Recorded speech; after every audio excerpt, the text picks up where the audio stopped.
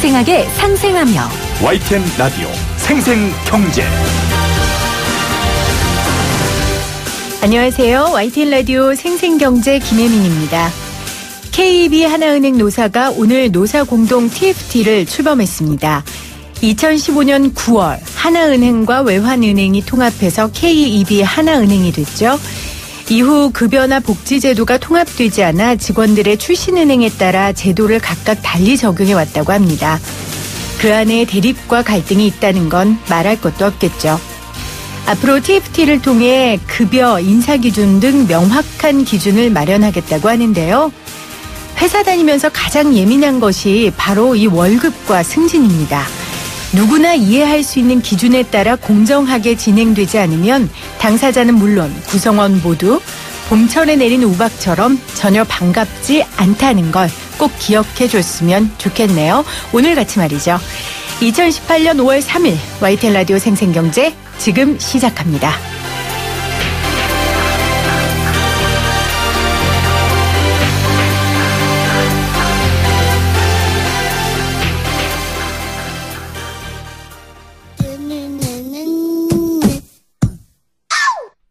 유쾌, 통쾌, 상쾌한 혜민 PD와 경제 이야기 함께 나눠요. 생생하게 상생하며 YTN 라디오 생생경제. 오늘 가장 뜨거운 경제 뉴스를 제일 생생하게 전해드리는 생생 인터뷰입니다. 대한민국에 없는 사람이 없는 물건, 바로 휴대폰이죠. 이렇게 많은 사람들이 가지고 있고 또 이렇게 휴대폰이 많이 있다면 가격이 저렴해야 하는 게 상식인데요. 그렇지 않습니다. 한국이 이른바 휴대폰 호갱이라는 말이 나옵니다. 오늘 이 이야기 좀 해보죠. 소비자 주권시민회의 박순장 소비자감시팀장 나오셨어요. 안녕하세요, 팀장님. 예, 안녕하세요. 이른바 이런 걸 분노템이라고 합니다. 예. 분노하게 되는 거 맞죠? 아, 맞죠. 네. 일단 우리나라가 휴대폰 보급률 세계 1위라는데 맞나요? 예, 맞습니다. 1위인데 정부가 이제 어제 주요 17개 나라의 휴대폰 가격을 한눈에 비교할 수 있는 사이트를 열었어요. 이게 정확하게 어떤 사이트고 또 정부가 왜 이런 사이트를 만들었을까요? 이게 기존에 사실은 정보통신위원회에서도 사실 이런 사실 문제에 대해서 알고 있었어요. 네. 왜냐하면 휴대폰 단말기의 가격이 문제가 있다. 이런 문제점을 알고 있었는데 이런 문제점을 그냥 덮어두고 있다가 소비자단체라든가 시민들이라든가 통신이 내부적이라든가 계속적인 연구라든가 이런 걸 해왔던 상황이었었는데 네. 더 이상 이제 이런 문제를 덮어둘 수가 없는 입장이고 또 소비자들의 입장에서도 소비자가 계속적인 자기 권리를 주장하다 보니까 그렇죠. 예, 이번에 이런 휴대폰 가격 비교 사이트를 개설하게 된 거죠. 네, 어떤 사이트죠? 어떻게 치고 들어가야지 알 수 있는 거예요? 예, 휴대폰 가격 비교 사이트는 방송통신위원회를 통해서 들어가는 방법이 가장 쉬운 방법입니다. 인터넷 네. 홈페이지에 들어가셔가지고 방송통신위원회를 클릭하셔서 들어가시면은 이 가격 비교 사이트로 바로 들어가실 수가 있습니다. 네, 방송통신위원회 홈페이지에 들어가면 이제 휴대폰 국내외 가격 비교 사이트를 들어가실 수 있게 되는데요. 17개국이에요. 어떤 나라들이 있습니까, 여기에? 이게 우리 주변국과 유럽국가 다 있죠. 우리나라, 미국, 일본, 중국. 네. 유럽 쪽에서는 벨기에, 이탈리아, 스페인 이런 주요 선진국 EU 국가들이 다 포함됐다라고 봐야 되겠죠. 네. 그럼 이 17개 나라 중에 휴대폰 가격이 우리나라가 제일 비싼 거죠? 이제 가격대별로 좀 틀리겠죠. 네. 가격대별 또 제조사별로 좀 틀리겠죠. 아이폰 같은 경우에는 우리나라가 비싼 가격에 구입을 해서 사용한 거고요. 네. 그다음에 삼성 같은 경우에는 우리가 그렇게 비싸지 않은 두세 번째 가격대였었고, 그다음에 LG 같은 경우에는 우리가 다른 나라에 비해서는 낮은 가격에 사용을 했던 걸로 나와 있습니다. 네. 삼성도 두세 번째라고 하셨는데 예. 저는 그래도 삼성은 우리나라 회사인데 자국 소비자에게 베네핏을 줘도 부족할 판에 아무리 두세 번째라고 한다 해도 저는 받아들일 수 없거든요. 그렇죠. 이게 이제 각 국가의 어떤 세금 관계라든가 이런 그렇죠. 문제 때문에 가격 차이는 조금 있을 수가 있는데 네. 뭐 애플 같은 경우에는 뭐 그렇다 치더라도 그 삼성 같은 경우에는 국내 소비자들한테 그 다른 외국의 소비자들에 비해서 높은 가격을 책정해서 판매를 했다라는 거는 그 국내 소비자들에 대한 배려라든가 어떤 이런 부분에 대해서는 소홀했다라고 볼 수가 있겠죠. 네. 그렇다면 애플은요? 도대체 애플은 우리나라에 왜 이렇게 비싼 가격을 매기는 겁니까? 애플은 기본적으로 애플을 그 아이폰을 사용하는 고객들은 기본적으로 그 아이폰만 그 사용하는 아주 그 애정적인 네. 그 면이 강하게 그 심어져 있습니다. 그 애플 거 쓰는 사람들은 정말 뭐 다 모든 기구들의 대부분을 애플 걸 사용하더라고요, 전자제품을. 그러니까 이번에 그 애플 그 휴대폰 배터리 문제로 그 뭐 애플 6라든가 7이라든가 문제가 발생해서 그 애플이 그 세계적인 문제가 됐음에도 불구하고 그 다음 기종을 선택하면서도 그 애플 아닌 네. 저기 삼성이라든가 LG라든가 이런 기종을 선택할 텐데 그래도 다시 또 애플을 사용을 하더라고요. 그 이해가 안 가시나 봐요, 팀장님은. 그렇죠. 이제 그분들은 또 몇 가지 방향으로 볼 수가 있겠더라고요. 네. 몇 가지 방향. 이거 재밌네요. 아, 그게 이제 국산이 아니고 네. 이제 외제라는 미국 거라는 어떤 그 소비자 심리가 조금 거기에 많이 네. 그 들어 있고 네. 뭐 그런 게 조금 상당히 있는 것 같더라고요. 근데 사실은 네. 애플이 뭐 서비스라든가 그 가격이라든가 부품이라든가 이런 부분에서 국내 그 핸드폰에 비해 가지고는 상당히 한국 소비자들한테 그 배려라든가 네. 가격이라든가 이런 부분에서 그 낙후돼 있거든요. 근데 배려나 가격에 대해서는 경쟁력이 뒤처진다 하더라도 아마 네. 소비자들의 마음을 사로잡는 무언가가 분명히 있기 때문에 네, 애플의 제품들을 우리 한국 소비자들이 애정하는 걸 텐데요. 소위 우리 뭐 애플바 뭐 이런 말 하잖아요. 네, 그렇죠. 애플맨, 네. 뭐 애플바 여러 가지로 네. 하죠. 예. 그걸 이제 애플이 잘 아는 거죠. 그래서 비싸게 하는 걸까요? 그런 것도 또 있겠죠. 네. 그분들은 그 한국에는 뭐 애플만 사용하는 고정층이 있다라는 거를 그 사람들의 그 영업 논리에 그렇죠. 가격을 책정하는데 그 아주 그 부분을 차지하고 있겠죠. 그 네. 사람들은. 이렇게 비유하면 맞을 것 같아요. 나쁜 남자네요. 애플이. 그렇죠. 나쁜 남자들이죠. 나쁜 회사들이죠. 네. 네. 그런데 이제 제가 보면서 일본보다도 우리가 비싸단 말이에요. 아, 비싸죠. 우리가 또 일본 하면 예민한데 네. 이런 부분까지 일본보다 이렇게 비싸게 받는다니까 좀 더 야구르더라고요. 일본이나 뭐 중국이나 이쪽보다도 더 네. 비싸죠. 이유는요? 이유는 일본은 이렇게 보시면 되겠더라고요. 저희들이 그 애플 그 가액을 한번 산정하려고 전에 한번 해볼 때 네. 일본하고 중국하고 미국하고 이제 층을 한번 조사를 해봤어요. 네. 그리고 각 나라에서 발매되는 그 애플 거 외에 자국에 생산되는 그 핸드폰의 그 가격 비교라든가 생산비를 해보니까 네. 한국은 삼성이라는 그 애플과 상대하는 회사가 있고 그 다른 나라들은 애플과 상대할 만한 핸드폰이 없다라는 거예요. 네. 그런데도 어떻게 애플이 가격을 더 높게 해도 그러게요. 애플을 사용한다라는 거예요. 네. 근데 왜 그런 그 현상이 나타났을까? 네. 그거를 우리나라 그 전문가들인 뭐 그 학교 교수라든가 이런 분들도 해석하는데 단 하나예요.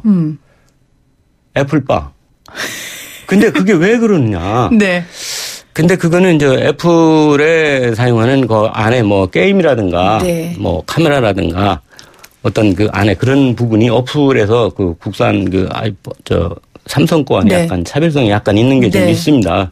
있는데 그런 부분에서 애플을 사용하시는 분들은 애플만 사용하는 건데 그렇다 해가지고 애플하고 사용하기 쉽거나 이런 부분에서는 사실은 국내품이 맞아요. 좋거든요. 네, 저는 그래서 네. 사용하기가 어려워서 애플 거 못 쓰겠더라고요. 그렇죠. 음악 것도 아무리 다운로드 받을 네. 때도 그 사람들은 그 프로그램을 별도로 다운받아서 거기를 통해가지고 해야 되는 그런 문제점이 있거든요. 문제점이 아니라 그런 불편함이 좀 따르거든요. 그래도 그 사람들은 그 애플을 사용하시는 분들은 그 부분만 사용을 하거든요. 그러니까 애플이 한국을 타겟팅하는 거를 잘했다고 볼 수밖에 없겠네요. 그러니까 우리는 아까 우리 팀장님하고 저는 불편하다라고 표현했지만 애플바들은 애플맨들은 그 불편함이 개성이고 특성이고 매력으로 느껴지는 게 아닌가 싶습니다. 우리 이제 애플 이야기 그만하고요. 그렇죠. 그만하자고요. 애플사에서 뭐라고 하겠어요. 네.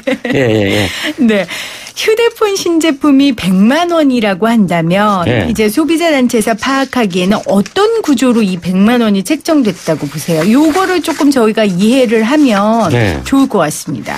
근데 사실은 이 휴대폰 가격 100만 원에 기기값은 한 30만 원뿐이야. 이게 기기값 30만 안 돼요. 원. 네네. 안 되고 그다음에 이제 대리점 마진이 그게 한 40만 원 정도가 되는 거고. 대리점 마진이 40. 네. 그러면 소비자가 부담하는 거는 요거는 30만 원이에요.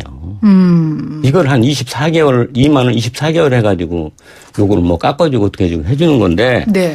근데 보통 이제 이거를 우리가 이제 그 대리점 이통사에 가서 이제 구입을 할 때 보통 24개월 2만 원 약정을 해서 이렇게 사잖아요. 그러면 뭐 대리점에서 뭐 얼마 깎아주고 이거를 산다, 얼마 깎아주고 산다 그러면 대리점 마진을 좀 깎아주고 사주고 이런 식으로 하는 거거든요. 네. 그 보조금, 뭐 그렇죠. 대리점 보조금, 요번에 그 단통법은 폐지가 안 되고 그 대리점 보조금 상한제가 그것만 폐지됐을 뿐이거든요, 이게. 근데 대리점에서 그 상한 그 보조금 되는 거면 자신들이 조금만 깎아주고 이제 소비자들한테 많이 깎아주는 것만 해서 사실 100만 원이 다 채우는 거거든요. 사실은 그게. 그렇네요. 예. 그 부분이 돼서 100만 원 형성되는 건데 사실 기기값은 이게 얼마 되질 않는 거거든요. 이게. 그러면은 이제 휴대폰 국내외 가격 비교 사이트도 개설됐으니까 좀 이런 부분들이 좋아질까요? 호갱을 만드는 근데 이건 제조사의 문제라고 할 수 없는 것 같은데요. 근데 이거는 이 구조는 사실은 국가에서 정책적으로 이 부분이 개선되지 않으면은 어떤 그 뭐 비교 사이트가 됐다 해서 그 부분이 많이 내려가지는 않을 거예요. 왜냐하면은 이 지금 대리점 마진이라는 게 40만 원이라는 거는 기기값 30만 원에 소비자보다 30만 원이라는 거는 이거는 사실은 이건 좀 구조가 이거는 사실은 불량한 구조거든요. 이 구조는 정부에서도 알고 있고 통신에서 다 알고 있는 거예요. 회사들도 알고 있고. 그럼 왜 이 구조를 개선을 하지 못하고 있느냐. 근데 우리나라는 이제 이게 단말기 그 구조가 우리가 판매하는 구조가 이원화가 돼 있잖아요. 통신사하고 단말기 제조사하고. 근데 사실 이게 시민사회 단체에서 이통사에서 단말기 판매하는 걸 폐지를 해버려라. 그리고 이거를 일반 우리 뭐 백화점이나 어떤 이런 데서 단말기 구입해서 통신사 들고 가가지고 여기에서 이제 개통하는 걸 해라.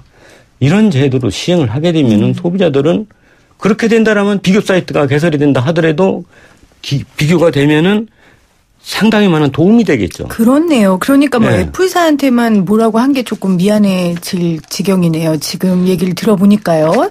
우리나라 제도 자체가 지금 문제가 있는 건데요. 그렇죠. 근데 이게 처음에 이런 제도를 도입을 한 거는 이제 이통 3사에 이제 이통사 개업 처음에 시행할 때 어려운 점을 정부에서 좀 감안해 주려고 어떤 그런 부분을 도입한 건데 지금은 뭐 우리나라의 그 휴대폰 사용자가 뭐 어린아이 빼놓고 나면 거의 100%라고 봐도 뭐 아니거든요. 그럼 이 정도 시장이 성장을 했고 어느 정도 수익이 발생했다라고 하면은 지금은 이제 그런 구조를 개선할 시기가 됐거든요. 그러니까 기술과 시장이 커졌으면 그거에 맞는 제도도 진화돼야 되지 않을까 싶습니다. 오늘 정부가 주요 17개국 나라의 휴대폰 가격을 한눈에 비교할 수 있는 사이트를 열었는데요. 이 관련 내용 말씀 소비자주권 시민회의 박순장 팀장과 말씀 나누고 있습니다.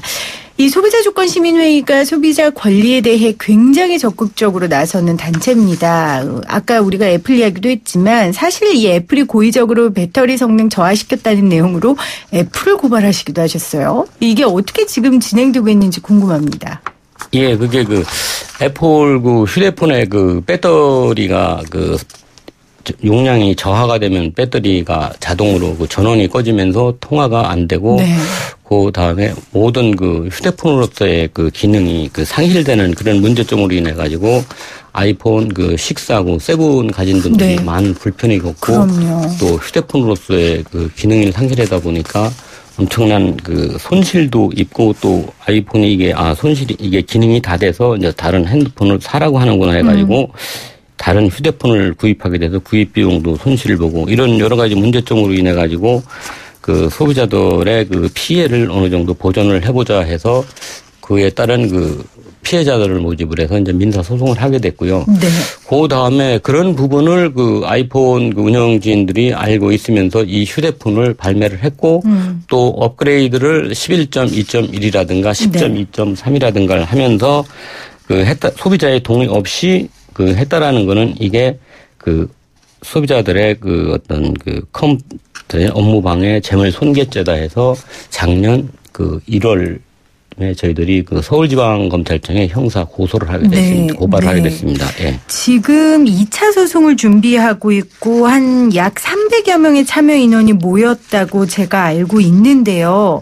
그럼 지금 소송은 진행 중이고 뭐 결과가 나오거나 이런 거 지금 아직 없는 거죠? 아닙니다. 지금 1, 2차 소송을 다 제기를 해서 네네. 그게 509명이 돼서 저희들이 소비자주권에서 제기한 인원이 이제 509명. 509명. 네, 509명. 네. 네. 그래서 1, 2차 소송이 진행이 돼서 그 애플 측에서도 그 법률 대리인이 들어와 있는 상태이고 네. 답변서가 제출되고 증거 자료가 제출돼서 그 소송이 본격적으로 진행이 되고 있는 상태입니다. 지금 한창 진행 중이네요. 그런데 이제 애플 측에서는 특별한 뭐 증거 자료나 이런 거는 내놓지 않은 상태입니다. 다른 나라에서도 제가 유사 소송이 있었던 걸로 아는데 아직 결과가 나타난 나라는 없습니까? 없습니다. 예, 우리 미국하고 호주, 러시아, 프랑스, 네.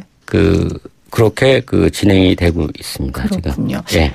소비자주권시민회의가 또 벤츠, GM에도 문제제기 하셨었잖아요. 예, 그게 뭐냐면은 이제 우리 이제 다카타 에어백이라고 해가지고 에어백이라는 게 그 자동차에서는 가장 안전에 중요한 사항인데. 그렇죠. 그 에어백이 터지면서 에어백 안에 있는 게 핀이라는 게 있는데 그 부분이 과잉 팽창을 하면서 그 핀이 튕겨지면서 네. 운전자라든가 조수석에 있는 분이 보호가 되는 게 아니라 그 핀이 사람을 운전자를 그냥 위험에 처하게 하는. 네. 그래서 이게 지금까지 한 203명이 사망을 했고 300여 명이 넘는 사람이 지금 부상을 입어서 벤츠 외에 나머지 우리나라에 나와 있는 17개 수입사들은 다 다카타 에어백을 리콜을 다 단행을 했는데 네. 벤츠와 GM만 리콜을 하지 않아서 저희들이 이제 국토교통부 장관을 업무 네. 직무유기죄로 형사 고소를 하게 됐고 그렇게 바로 하게 되니까 벤츠는 곧바로 리콜 결정을 내려서 리콜을 진행되고 있고요.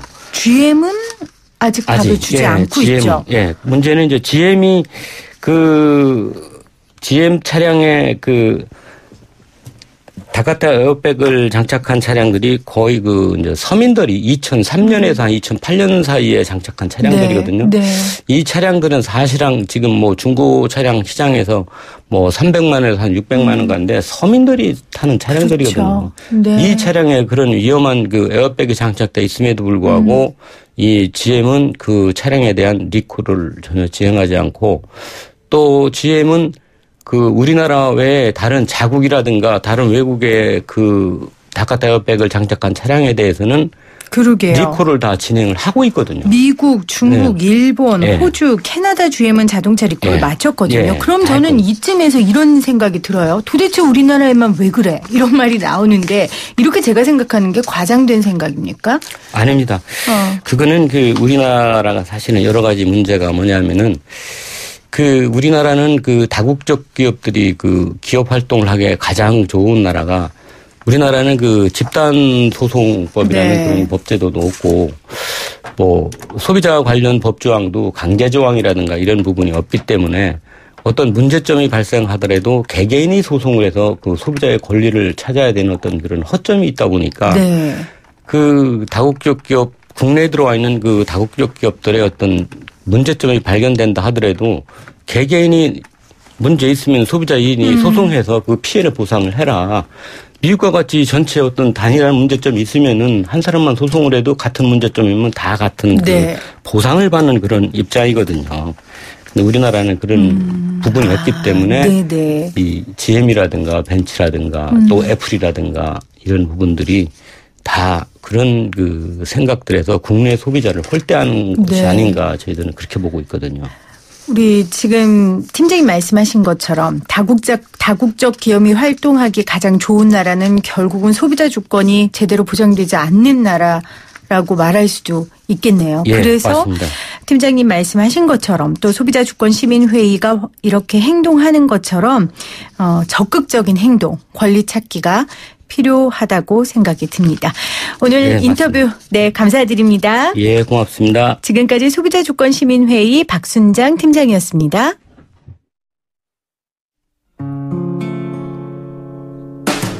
YTN 라디오 생생경제에서 여러분께 드리는 선물입니다. 밀리의 서재에서 전자책을 자유롭게 읽을 수 있는 3개월 무료 이용권을, 한국경제신문에서 다양한 경제서적을, 나도 읽고 싶다. 100% 영미권 1:1 프리미엄 화상영어 클라소에서 1개월 이용권, 나도 공부하고 싶다. 자연으로 빚은 톡 쏘는 아름다움, 주식회사 테미스의 테미스 센텔라 탄산팩 세트, 유해 성분 없는 순하고 순한 보습크림 아이스크림 크림, 나도 쓰고 싶다를 보내드립니다. 0760님, 이동전화 판매업소가 왜 그렇게 많은가 했더니 좋은 마진이 주범이군요. 하긴 90년도에 이동전화 개통할 때 전파사 하는 친구에게 구매를 했습니다. 라고 보내주셨네요. 오늘 생생 퀴즈도 휴대폰과 관련된 퀴즈입니다. 잘 들어보세요. 방송통신위원회가 국내외 스마트폰 가격을 한눈에 비교할 수 있는 사이트를 공식 오픈했습니다. 그동안 우리나라의 휴대폰이 다른 나라에 비해 비싸다는 논란이 있었는데요. 이 사이트가 오픈되면서 이런 논란이 수그러질 수 있을지, 더 나아가 휴대폰 출고가 낮춰질 수 있을지 관심이 모아지고 있습니다. 라고 원고에는 써 있는데 인터뷰하다 보니 이게 간단한 문제는 아니네요. 자, 여기서 오늘의 생생 퀴즈 나갑니다. 이 휴대폰을 북한에서는 뭐라고 부를까요? 1번 손전화, 2번 손전등, 1번 손전화, 2번 손전등. 샵 0945 우물정 0945로 정답 보내주세요.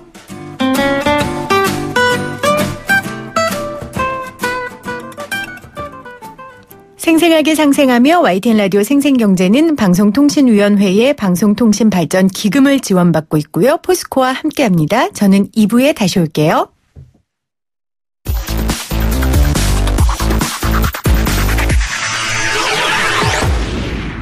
생생하게 상생하며 YTN 라디오 생생경제. 돈은 잘 쓰는 거다. 생생하게 돈 쓰는 법.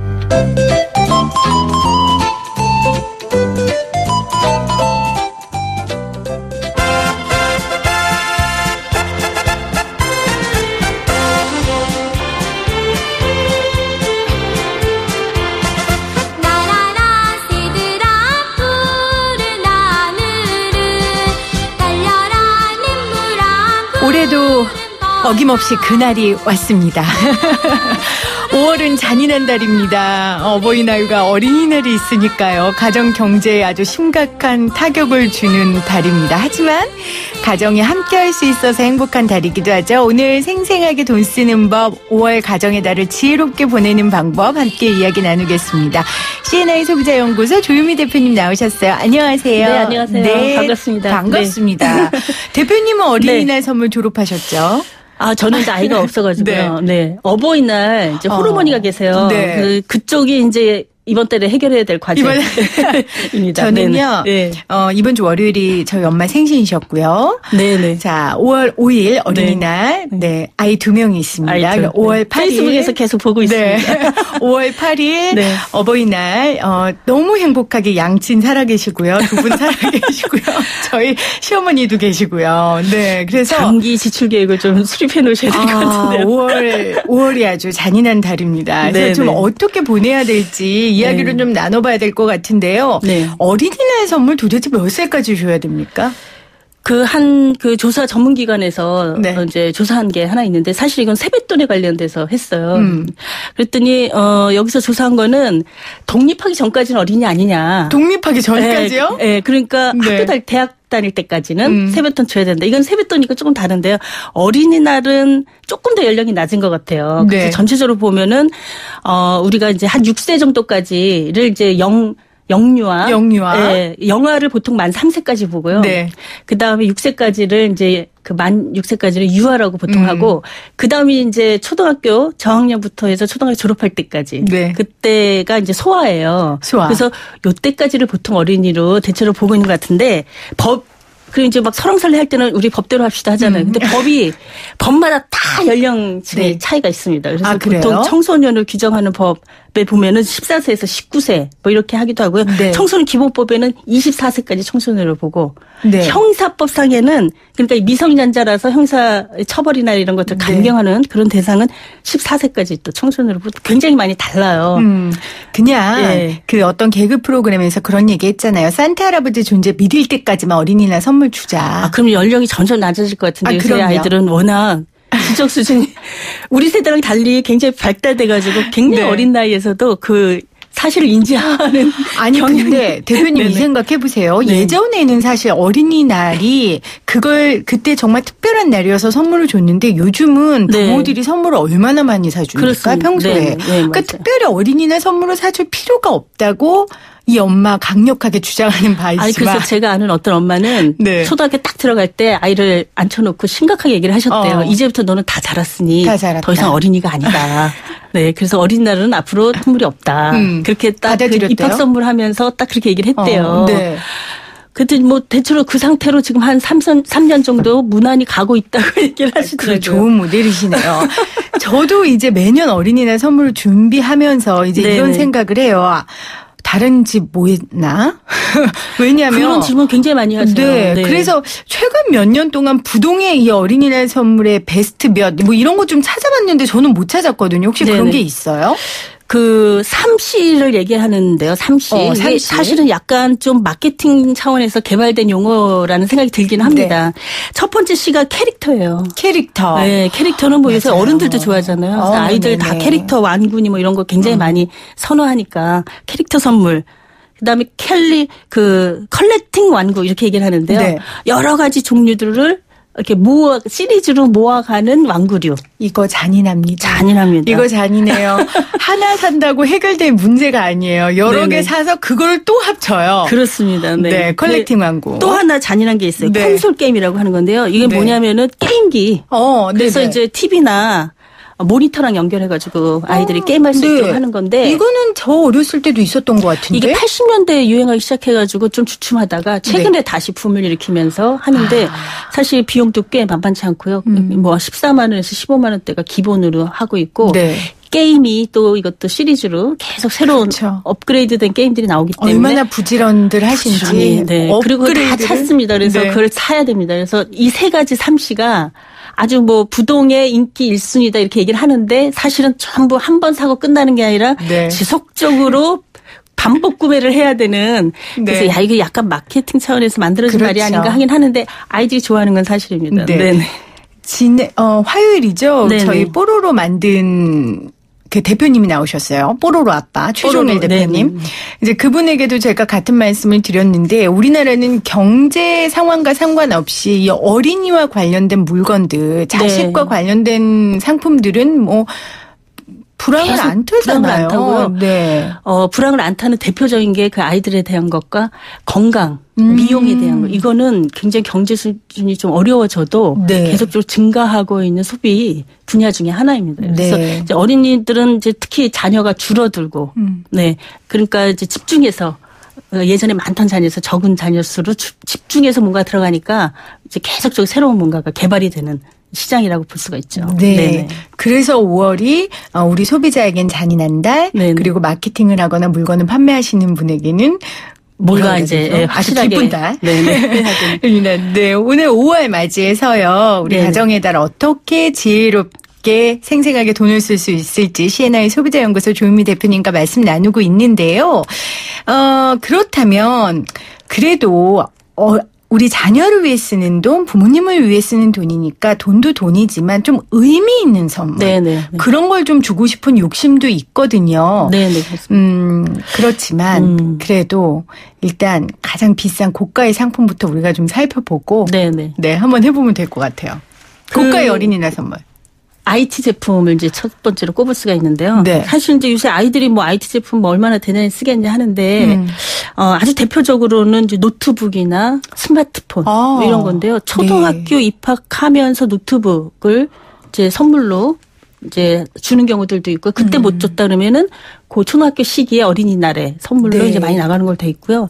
그리고 이제 아이들이 들고 다니기 편하게 경량의 노트북도 굉장히 많이 나오고 있습니다. 예. 스마트폰 같은 경우에는 굿네이버스라는 단체가 있어요. NGO. 있죠. 거기에서 2016년에 조사를 해보니까 초등학생 4, 5, 6학년 대상으로 5,000명 대상으로 조사를 했는데 86.5%가 스마트폰을 실제로 갖고 있었어요. 그러니까 내 아이한테 이거 사줘야 될까 고민할 때 보면은 주변에 대부분 갖고 있는 그렇죠. 거예요. 그래서 이 스마트폰의 경우에도 그 아이들을 위한 키즈폰 같은 것도 최근에 출시가 굉장히 많이 돼 있고요. 이번에 어린이날을 앞두고도 또 새로운 신제품들이 지금 많이 나오고 있습니다. 가격도 이제 우리가 일반적으로 성인들이 쓰는 스마트폰에 비해서는 굉장히 저렴한 가격으로 좀 나오고 있고 또 부모들이 걱정하는 특정한 앱이라든가 이런 데 접속을 안 했으면 좋겠는 바람이 있잖아요. 그래서 그런 것들을 손쉽게 차단할 수 있는 것들이 뭐 탑재돼 있다든지 뭐 이런 장점들을 살려서 나는 제품들이 많고요. 이 부분에 지금 어린이날 때 특수로 굉장히 많이 소비가 증가하고 있는 패턴을 보여주고 있어요. 그러니까 이 부분이 굉장히 좀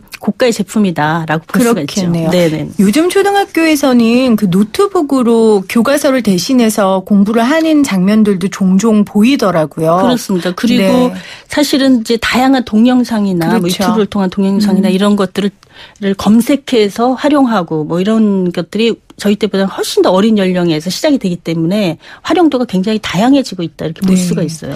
가장 어린이날 선물 중에 고가의 선물은 역시 IT 제품이었고요.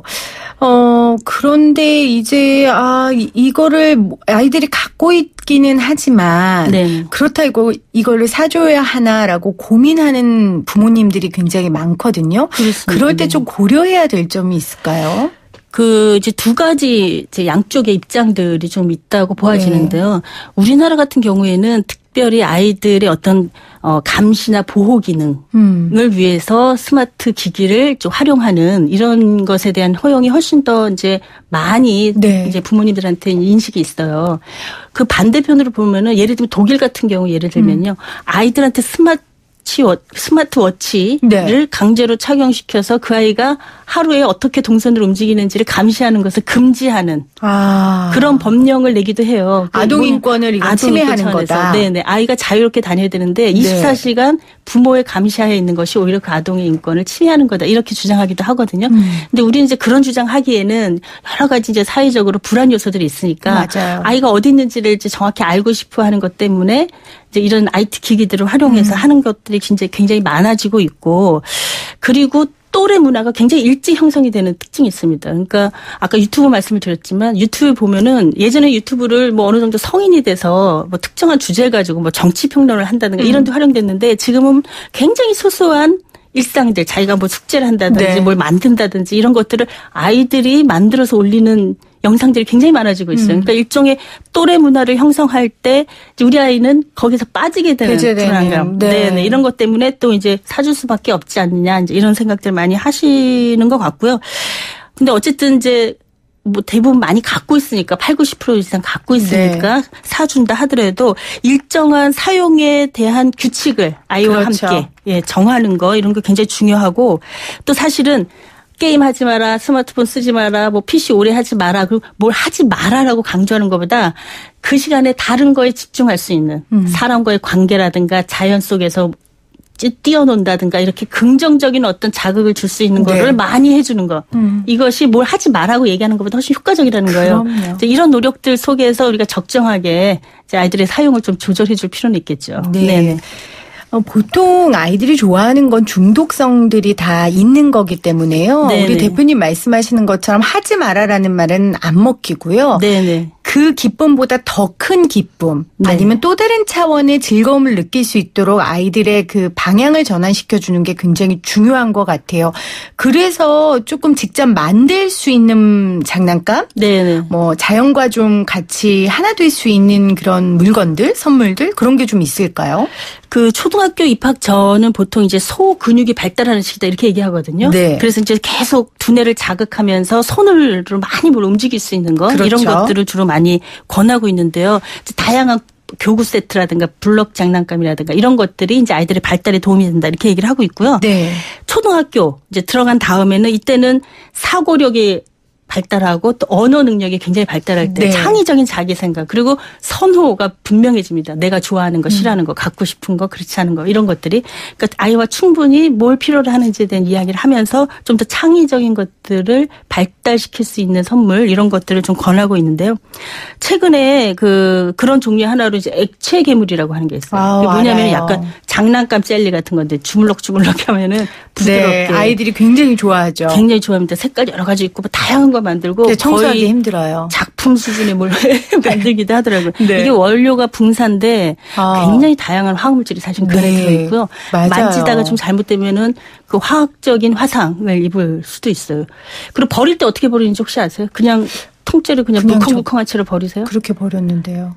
그러면 안 됩니다. 왜냐하면 그게 분해가 되거나 그러질 않아요. 그래서 그거를 햇빛에 바짝 말리라고 되어 있습니다. 그래서 딱딱해지면 앞뒤로 구워가지고 딱딱해지면 잘라가지고 쓰레기통에 버려라 이렇게 얘기를 하고 있거든요. 안 사주는 걸로 하겠습니다.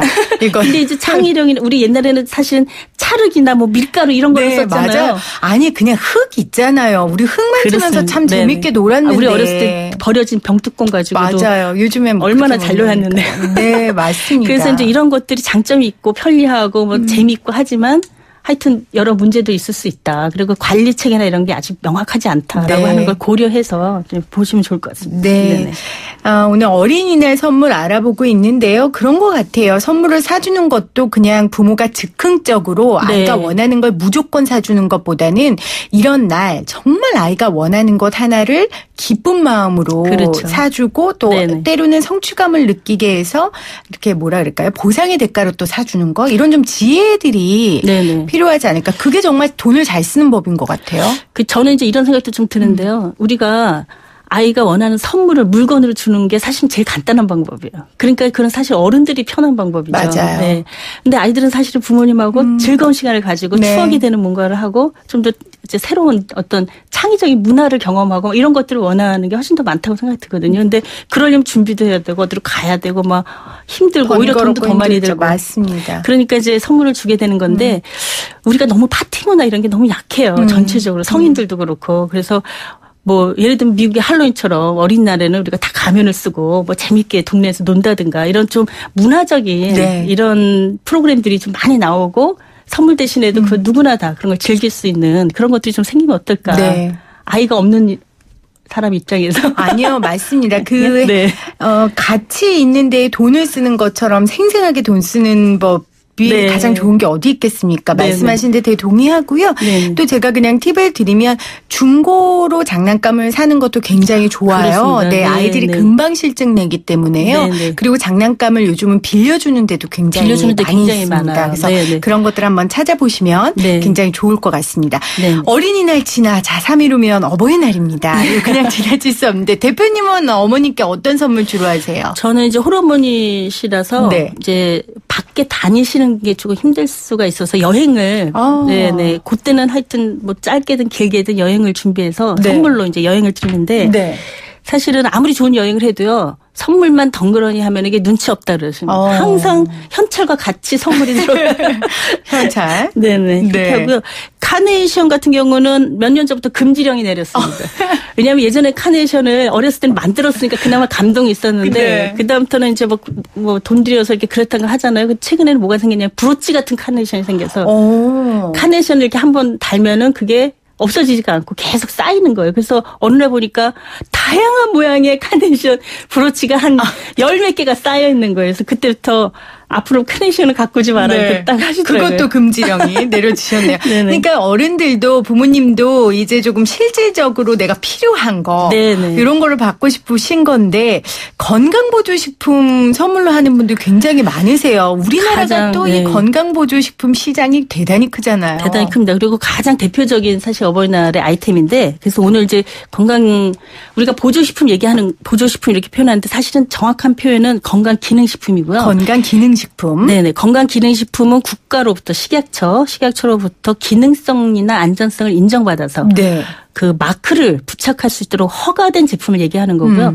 보조식품은 그 외에 일반 식품인데 건강하다고 주장하는 일반적인 식품들을 그냥 다 통칭해서 우리가 건강보조식품 이렇게 이야기를 해요. 그래서 정확한 용어는 이제 건강기능식품이고 이런 건강기능식품 우리나라 지금 3조 8천억이 넘어가는 시장을 형성하고 있고요. 지난 2017년에 조사해보니까 2016년 대비 17.2%가 성장했어요. 이 시장이. 네. 그리고 이제 고령화되면서 앞으로 더 시장이 그렇겠죠. 성장할 거라고 생각이 되고요. 네. 쭉 조사를 해보니까 한 가구당 건강기능식품을 1년에 29만 6천 원어치 사는 걸로 그렇게 통계가 나왔습니다. 그러니까 이게 또 계속 많이 이제 증가를 하고 있어요. 전년 대비 10% 이상씩 계속. 그래서 건강기능식품 시장은 계속 증가하고 있는데 그에 따른 이런저런 문제도 있기 때문에 오늘 좀 그 얘기를 좀 드리고 싶어요. 네. 어떤 문제가 있을까요? 우선은 이게 약이 아니라 식품이거든요. 그렇죠. 그렇기 때문에 이게 꾸준하게 장기간 섭취해야 효과가 있어요. 약은 고농축으로 만들어서 단기간 특정 성분을 넣어서 효과를 발휘하는 거니까 우리가 일주일만 감기약 일주일만 먹는다든지 이렇게 하는데 이거는 식품이에요. 기본적으로. 그렇죠. 장기간 드셔야 되는데 급속 효과가 나타나는 게 아니니까 뭐 조금 드시다 말면은 뭐 도움이 되겠지라고 하지만 사실은 별로 효능을 발휘하지 못한 채로 그냥 섭취가 끝나버리는 경우가 많아요. 그리고 이제 특정한 영양분이 굉장히 고농축된 그런 상태의 식품을 계속 먹는 거기 때문에 이거는 어쨌든 해독도 시켜야 되고 그렇죠. 소화를 시켜야 되고 간이 일을 많이 하게 되거든요. 그래서 장기간 또 그 섭취하시는 게 몸에 무조건 좋다라고만 얘기할 수는 없는 부분들이 있습니다. 그래서 사실은 식사로 채울 수 있는 영양소 이 부분은 충분하게 다양한 식사를 하셔서 채우는 게 가장 기본이고 그리고 이제 필요한 경우에 아주 이제 특정 몇몇 가지만 선택해서 드시는 게 굉장히 필요하다. 이런 말씀 좀 먼저 드리고 싶습니다. 네네. 그러니까 이거는 약이 아니고 식품이다 보니까 자신의 몸의 또 밸런스도 굉장히 중요할 것 같아요. 그렇습니다. 예를 들면 제가 평소에 복용하는 약이 있다면 또 그 약에 주의해서 또 먹어야 되는 식품이 있을 거 아닙니까? 그런 부분들도 좀 잘 살펴봐 주셔야 될 것 같고 그래서 건강기능식품 섭취하면서 부작용이 발생하면 신고할 수 있는 신고센터도 있더라고요.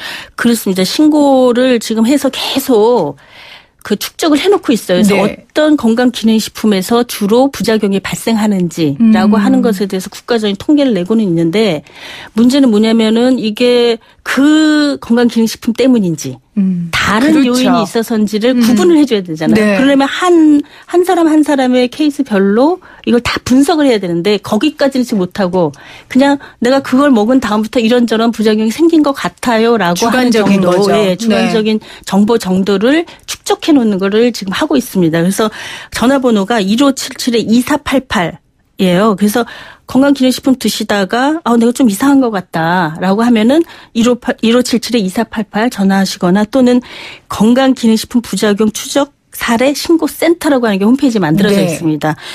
거기에다가 이제 신고를 하실 수가 있는데 그런 신고들이 많이 모아지면 이게 어떤 거는 조심해야 되겠구나 또는 특별히 추적 조사를 좀 할 필요가 있겠구나라고 하는 것들을 좀 판단하는 근거가 될 수가 있죠. 그러니까 통계를 좀 낼 수 있겠죠. 그런 사례들 표본들이 좀 많이 생기면요.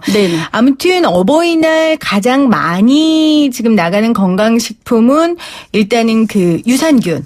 이라고 나와요. 가장 많은 건 홍삼입니다. 홍삼. 네, 전체 건강기능식품 시장 중에서 홍삼이 차지하는 게 33%가 넘어요. 그러니까 3분의 1은 홍삼 제품이다라고 보시면 될 것 같고요. 저도 몇 번 선물한 것 같아요. 그러니까 홍삼. 그 다음이 이제 유산균이네요. 그 다음이 이제 유산균 프로바이오틱스라고 하는 것도 있잖아요. 유산균이 11.2%.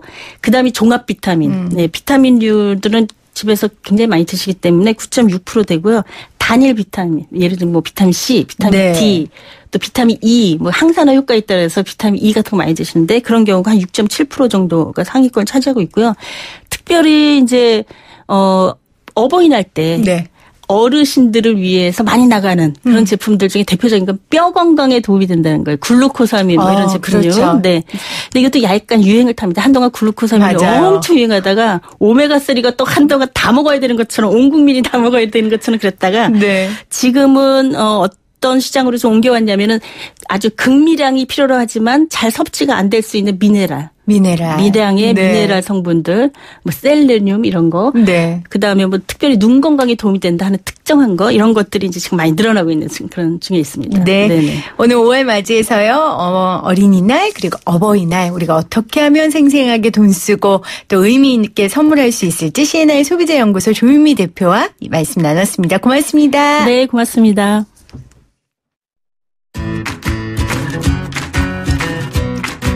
네, 오늘 새싹 정답자들 많으시네요. 3310님 1번 손전화입니다. 유익한 정보 생생하게 기억해 두겠습니다. 6469님 손전화 우리 것을 보존하려는 민족성 고취하려는 것이 높이 살만합니다. 7846님 손전화입니다. 북한에서는 아파트를 뭐라고 하는지 아세요? 고층 살림집이라고 한대요 하셨어요. 그 밖에도 문자 보내주신 모든 분들 감사드리고요. 저는 내일 이 시간 다시 오도록 하겠습니다. YTN 라디오 생생경제는 방송통신위원회의 방송통신발전기금을 지원받아 제작하고 있고요. 포스코와 함께합니다. 여러분 고맙습니다.